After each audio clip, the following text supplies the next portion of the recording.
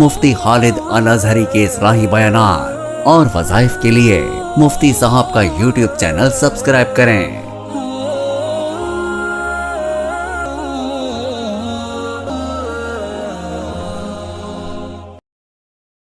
نحمده ونصلي ونسلم على رسوله الكريم اما بعد فاعوذ باللہ من الشیطان الرجیم بسم اللہ الرحمن الرحیم۔ معزز ناظرین کرام، السلام علیکم ورحمۃ اللہ وبرکاتہ۔ سود ایک ایسی لعنت ہے کہ یہ اللہ تبارک و تعالیٰ کے ساتھ اعلان جنگ ہے۔ اللہ تبارک و تعالیٰ قرآن کریم میں ارشاد فرماتے ہیں، احل اللہ البیع وحرم الربا۔ اللہ تبارک و تعالیٰ نے کاروبار کو حلال اور سود کو حرام قرار دیا ہے۔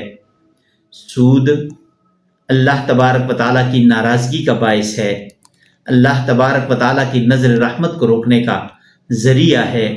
اس لیے کاروبار کرنے میں اللہ تبارک و تعالیٰ برکت ڈال دیتے ہیں، اور جو سود کا لین دین کرتا ہے، چاہے سود پہ کوئی چیز لے، سود پہ دے، نقد رقم لے، سود پہ یا دے، ہر صورت میں اللہ تبارک و تعالیٰ کی ناراضگی اور اللہ کے غضب کو دعوت دینے والی بات ہے۔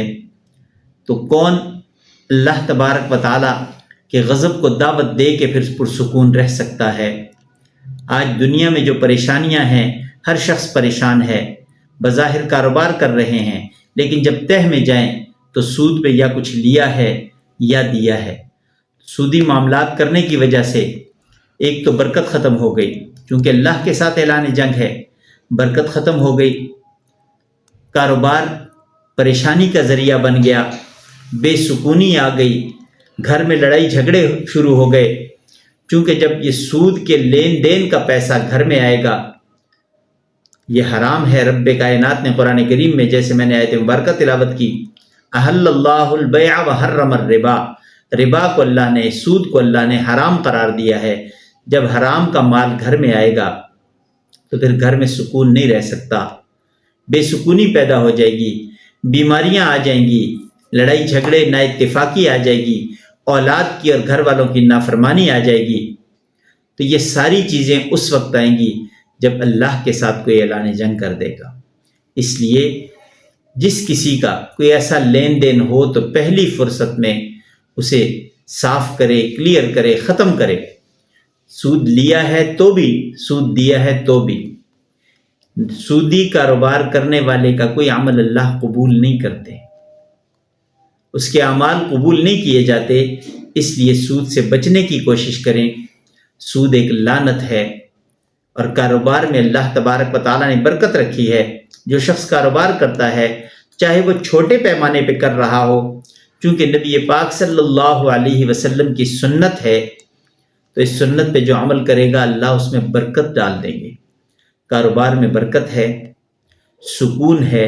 جب انسان کاروبار کرتا ہے اور اچھے طریقے سے کرتا ہے، تو نبی کریم صلی اللہ علیہ وسلم کی یہ حدیث مبارکہ جس نے سن رکھی ہے، التاجر الصدوق الامین مع النبیین والصدیقین، کہ سچا تاجر، امانت دار تاجر، یہ نبیوں اور صدیقین کے ساتھ کل اٹھایا جائے گا۔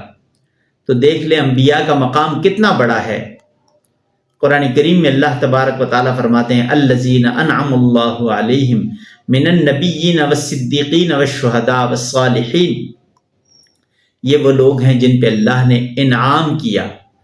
تو تاجر کے بارے میں آپ صلی اللہ علیہ وسلم ارشاد فرماتے ہیں کہ سچا تاجر جو کاروبار میں دھوکہ نہ دیتا ہے، نہ جھوٹ بولتا ہے، نہ بے ایمانی کرتا ہے، وہ کل قیامت کے دن اپنی اس ایمانداری کی وجہ سے، سچائی کی وجہ سے، وہ انبیاء کے ساتھ اٹھایا جائے گا۔ کتنا بڑا مقام ہے تاجر کا۔ تو جس کسی کا کوئی ایسا معاملہ ہے سودی معاملات والا، تو ان پریشانیوں سے بچنے کا بہترین حل یہ ہے کہ سودی معاملات کو ختم کر کے اللہ تبارک و تعالیٰ کی طرف رجوع کریں اور توبہ طائب ہو جائیں۔ نبی کریم صلی اللہ علیہ وسلم نے ارشاد فرمایا، تائب من الذنب کمن لا ذنب لہ، جس کسی نے گناہ سے توبہ کر لی وہ ایسا ہے کہ گویا اس نے گناہ کیا ہی نہیں ہے۔ صدق دل سے توبہ کرنا یہ گناہ کو ایسے مٹا دیتا ہے جیسے گناہ کیا ہی نہیں تھا۔ تو اس لیے جس کسی کے ایسے معاملات ہوں انہیں ختم کرنے کی کوشش کرے۔ بظاہر تو مشکل لگے گا کہ یہ سودی معاملات اگر ختم کریں گے تو ہمیں نقصان ہو جائے گا، لیکن اللہ نے اس میں برکت رکھی ہے۔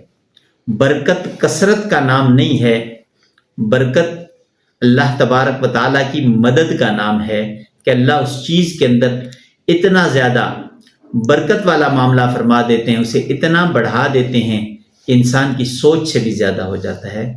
اس لیے سود سے بچیں اور کاروبار کی طرف آئے۔ وہ کاروبار حلال ہو، سچا ہو، جھوٹ نہ ہو، بے ایمانی نہ ہو، تو اللہ تبارک و تعالیٰ اس میں برکت بھی ڈالیں گے، سکون بھی ڈالیں گے، اور گھروں میں اللہ تبارک و تعالیٰ اولاد کی صورت میں، گھر والوں کی صورت میں ایک سکون کا ماحول پیدا کر دیں گے۔ زندگی باقی، ملاقات باقی، وآخر دعوانا ان الحمد للہ رب العالمین۔